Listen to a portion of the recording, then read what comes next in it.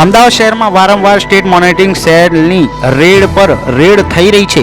શહેર પોલીસના નાક નીચે દારૂ બેફામ વેચાઈ રહ્યો છે। રાજ્યમાં ઇલેક્શન જાહેર થવાને ગણતરીના દિવસો બાકી રહ્યા છે, તેમ છતાં દારૂ બેફામ વેચાણ થતા અમદાવાદ શહેરના ઉચ્ચ અધિકારીઓ તેને રોકવામાં કે કેસો કરવામાં નિષ્ફળ રહ્યા હોવાની ચર્ચા થઈ રહી છે।